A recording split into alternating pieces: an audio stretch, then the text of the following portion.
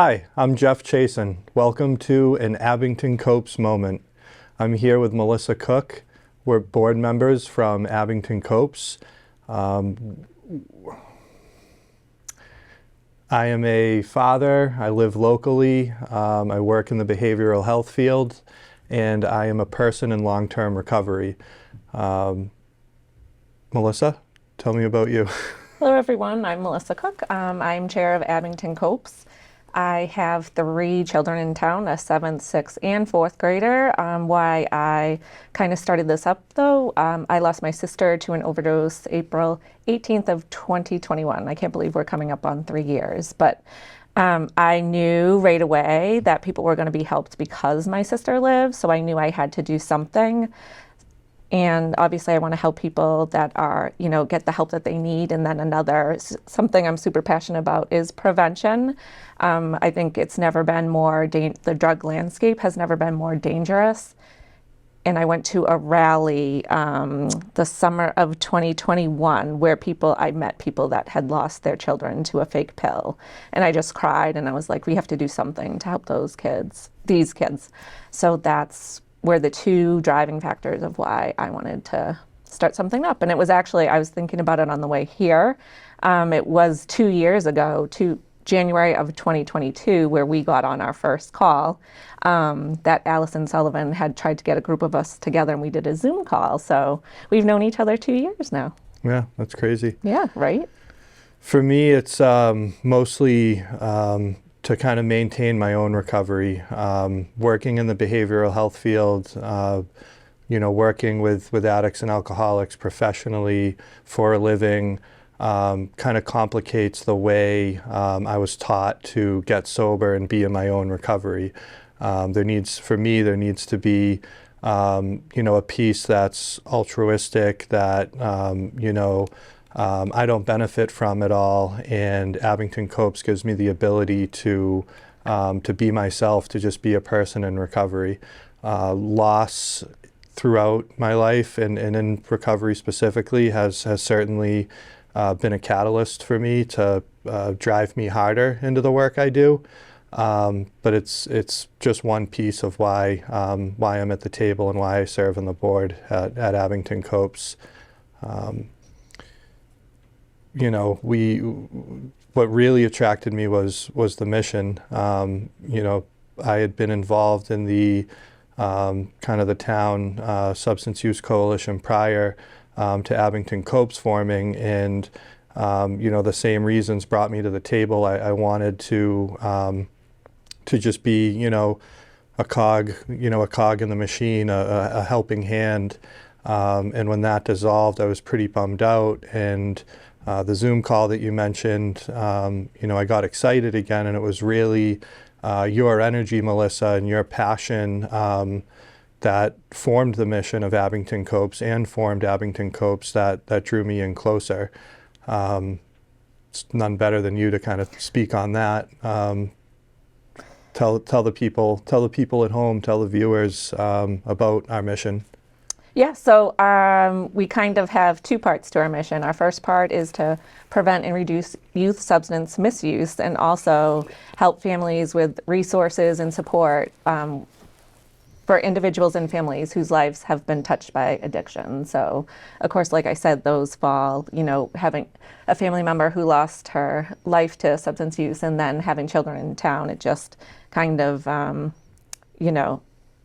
it just really, those 2 factors really just spurred a lot of energy in myself. So I was, so appreciative of everyone that's involved in Abington COPES, our board members, and we've had people join along the way. And I feel like we really have a good group of people that, commit to us, our mission. We have other bereaved family members. So I feel like that's just been super awesome to help give people an outlet, for healing and everything. So I feel like we're, have some good momentum. We've done we've already done some good in the community, and I feel like, I would love to extend the invitation to anyone watching. If your life has been affected by addiction, if you're a parent concerned for your children, we would love to have you.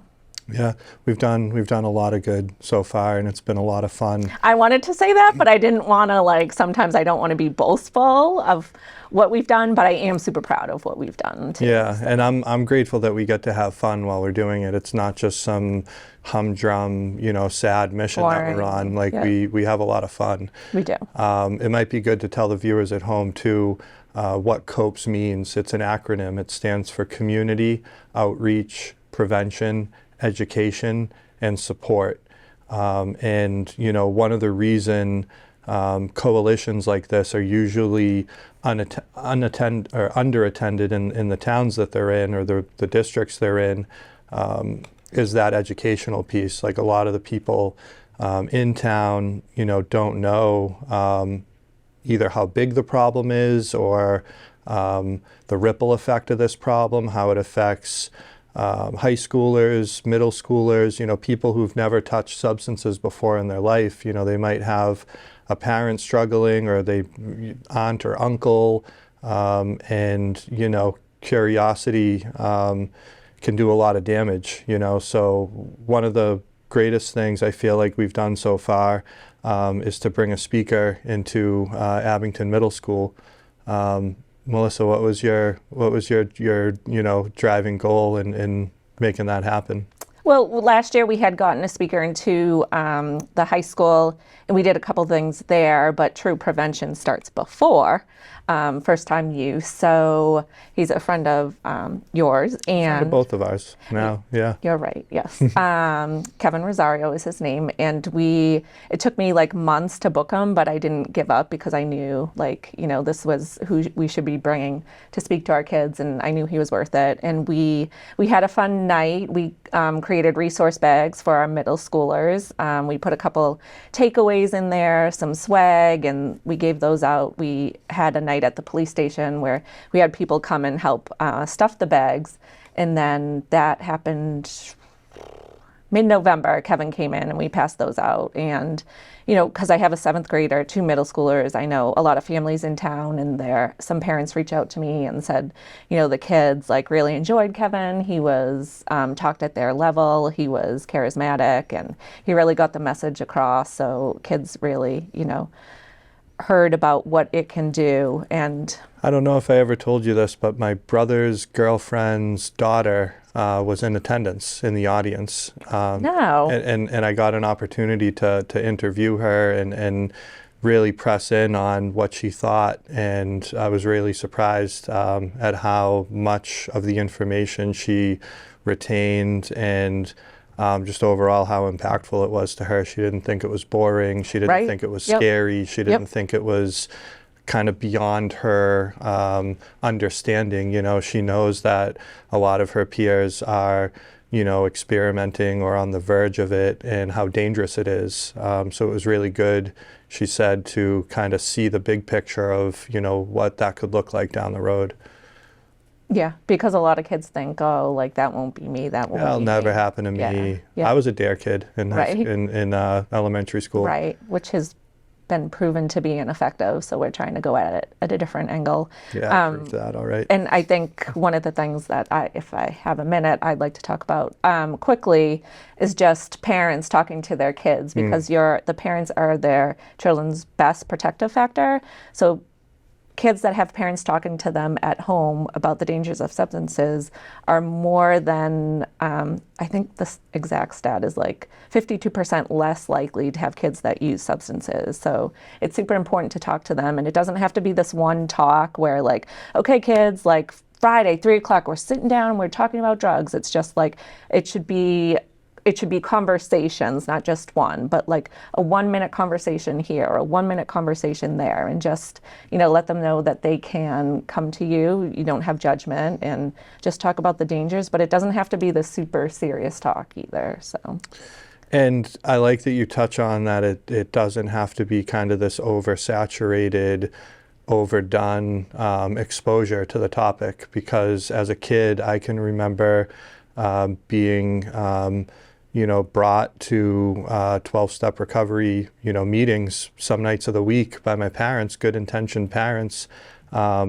Never seen them drink a day in my life. Wonderful people, wonderful parents, built a wonderful family, but on nights they couldn't get a babysitter, I came to these meetings and heard God knows what I heard, and that could be traumatic to a child. It could, plant seeds that don't need to be there. So your point of having it be quick conversations, having it be, kind of somewhat surface conversations, I think that's really good advice. And I think the statistics along with that back that up. Absolutely. Yeah. And it doesn't, and the conversation can change as they get older, but it's never too early to start talking. So I just feel, that's the one thing I want parents to know is like, you don't have to be an expert to talk to them, just as long as you're talking to them early and often is my words of wisdom on that matter. So. Another piece to touch on our acronym, we're talking about education, we're talking about prevention, the C in COPES, community, your pain, your grief, your darkness, if you will, now gets to be a light for other people. And you've helped us all kind of create a sense of community with one another. There's some great people that I probably never would have met that come to our meetings. And, if something's going on in one of their lives, chances are they bring it to the group and we talk about it, and we're a pretty tight-knit unit. And for people that are going through grief or that have gone through, hell in addiction and are on the other side of it now, you don't have to isolate. You don't have to be alone. You don't have to go to a meeting in a church basement, filled with 200 people, to create a sense of community in your life. There's other, other options, other outlets, and if you're local, we're one of them. Yes, thank you. Yeah, like I had said, losing a family member, that's so super painful, and I didn't know what to do with that. And I know we have some other bereaved family members that come to our meeting, and I hope it provides the same, comfort to them as it does to me. And even if you have a family member struggling with addiction, no one gets that like we do, having gone through that insanity. And I just remember, the not being able to sleep, not knowing how to deal with it, nobody knows that like we do. So again, if you have someone in your life that is struggling also, we're here for you too. So I think it's important to talk about stigma too, because it's still such an ugly reality that people stay in their heads thinking they're going to be judged, they're going to be ridiculed, their job will be threatened, their reputation will be threatened, their family will look at them differently, and that's just simply not true. Fear holds a lot of us back from stepping into the light of organizations like Abington COPES or 12-step recovery groups, or gosh, even just getting a therapist and talking to somebody. We have this fear that we're going to be judged, and in today's day and age, it definitely still exists. The consequence or the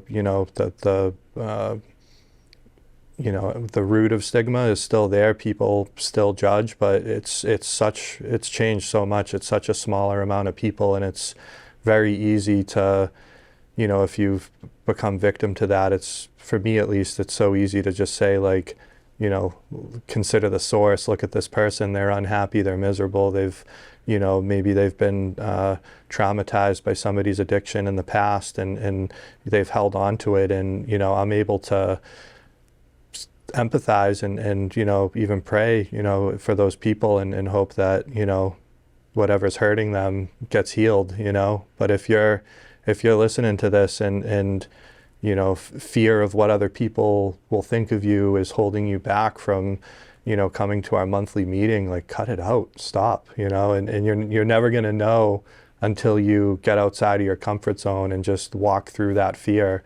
But we are some of the, we're some pretty awesome people, not to not to be egotistical, but I like to think we're great people, and we're really excited to welcome new faces, new ideas to the table, because we need you. We can't do this on our own. The problem's way too big.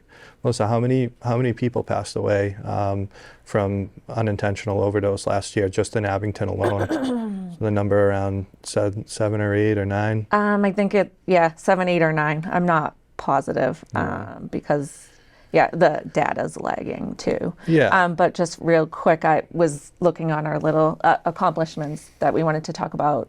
For me, Oktoberfest, we had a really good weekend in October where we gave out over 50 kits on Narcan. So I feel that was personally, like, I was really proud of that because people are present in bystanders are present in 1 of 3 overdoses. So, I mean, I feel like given that, like, we probably saved someone's life. And correct me if I'm so wrong, easy. 50 kits is 100 doses, right? Because there's yes. 2 Yep. per kit. Yes. That's awesome. Yep. That's great. Yeah. So that's like one of our something, I didn't know about Narcan before. I remember talking, a mutual friend, Laura, when telling her about my sister, and she had relapsed, and she said, you have to get Narcan. You need Narcan in the house. And I was like, yeah, whatever. I didn't even know what it was back then. So now to be like giving it out. And I feel like people have been very receptive to it, and they're also being educated because people come up and just say, just in case, I want to have this in my car. And I feel, and I always say, thank you for caring enough to take it. So yeah, that's one of the big accomplishments we've had this year. We did like a parents' night, which was super awesome. I think we've just continued to be out there when we can in front of the community. My favorite thing that I look forward to is the float at the parade. Parade. The St. Patrick's Day parade. That was so fun. Yeah, super fun. Yeah. We'll be there again.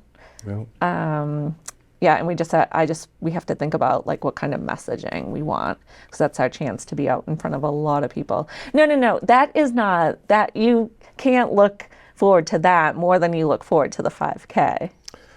well, I don't run in the 5K, so I guess I do look forward to that just as much too. That's like our biggest thing, right? Yeah. Is the 5K. So. And we've done it twice now, right? Twice, yeah. And the second year, just this last year, I was blown away by how much more participation, support, locally, people from all over the place signed up to run in it. September 15th, 2024. Yep, mark the date out there. Mark your calendars for sure. Yep. But like those events, like that's the outreach. That's what I really love. I love to be in a situation, in an environment where I can identify, just based on the fact that somebody attended, this is something personal to them. There's some reason why they're there, and getting to talk with those people and show them that they're not alone, that there's a whole world out there of support and resource and connection that they can make, where this dark thing, this scary thing, this painful thing can actually provide a lot of good for a lot of people. And the first St. Patrick's Day parade, good friend of mine, Nick Tantillo, who's no longer with us, long-term Abington resident who's no longer with us, losing him and seeing the effect that had on his children, on his family, on his friends, it drives me harder to want to, have resources and have our message and our mission out there and carried out to people. These are preventable deaths. It's something that could be prevented, and in the future, due to not just our work, but so many other groups like us, I like to think it's saving people's lives, and the qualifications to do this work are non-existent. Show up, be willing, come learn, come see what we need, because we need a lot, and you'll be surprised at what you can do and the effect and impact that you can have. Yeah, and I make cookies too, so yep, I say come for the cookies, stay for the meeting. So come for the cookies, stay for the meeting. Yep.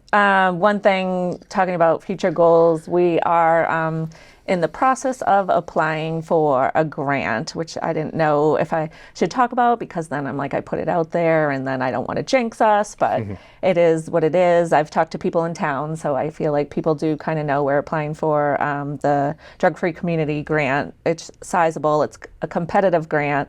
So we're hoping to get that. That's all on prevention. So someone would be able to be working on that piece. And what would we do with that grant money? What happens with that? Well, I mean, there is a lot. I mean, it's very stipulated how you can use it, but just the fact that you're employing somebody to work on this, because as a volunteer, and I feel like I've given a lot of my time over these 2 years, you can only do so much because I work, I have a family and other commitments. So, but the fact that you can pay someone's salary to focus on this, there's a lot, there's a lot you can do. Getting to work with the kids more individual than just like bringing in a presentation, here and there.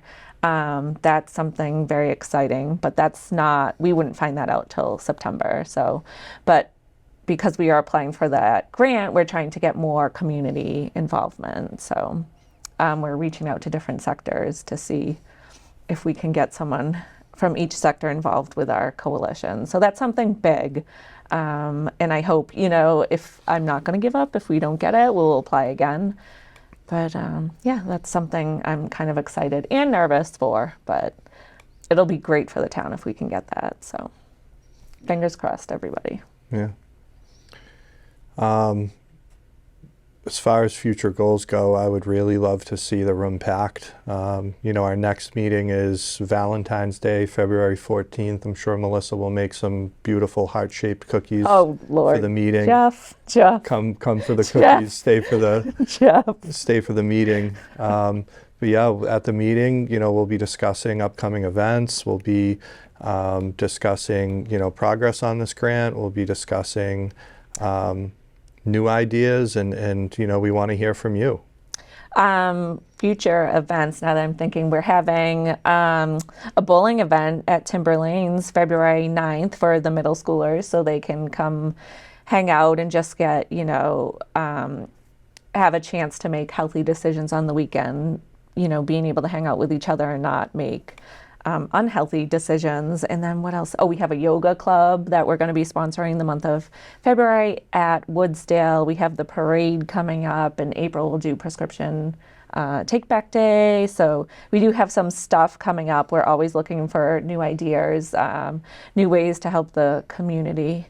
But we meet the second Wednesday of every month. Did you just say that? Sorry. I didn't. I just said when the next meeting was going to be February 14th. Yeah. Yep. Not sure when this will air or when people will see it. Right. But we do meet the second Tuesday of every month. Nope, Wednesday. Second Wednesday of every month. I do usually have to remind Jeff with a text. So, yep. At 6 p.m. Yeah. And I just want to reiterate, we have we have a lot of fun together. So I feel like we're not just this come into the meeting. I feel like everybody leaves smiling. We really are just we have a good group of people with, good hearts. And I feel like we do have fun together. So, yeah. Yeah. And we meet at the Abington Police Station in the community room. And as a former degenerate, if you will, being in recovery now, thinking back to how I used to live, if I was struggling, the thought of showing up to a police station for a meeting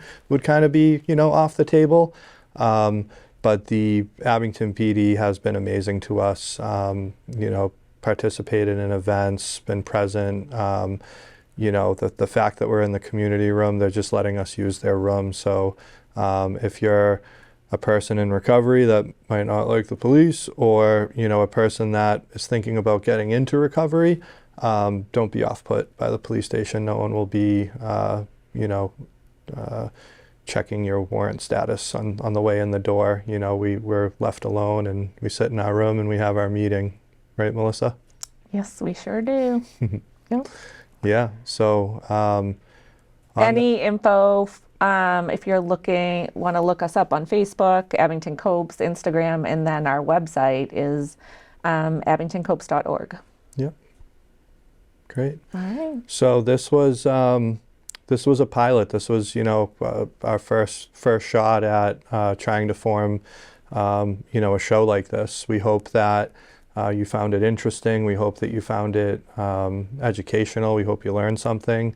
In the future, don't be surprised if we have special guests, people that we find are doing interesting work in this area, and hopefully we'll be back with another show in the future. I think this was pretty cool. I think we did all right. I agree. Yeah. Thank you. And thank you at home for viewing and for helping us to spread the word about Abington COPES.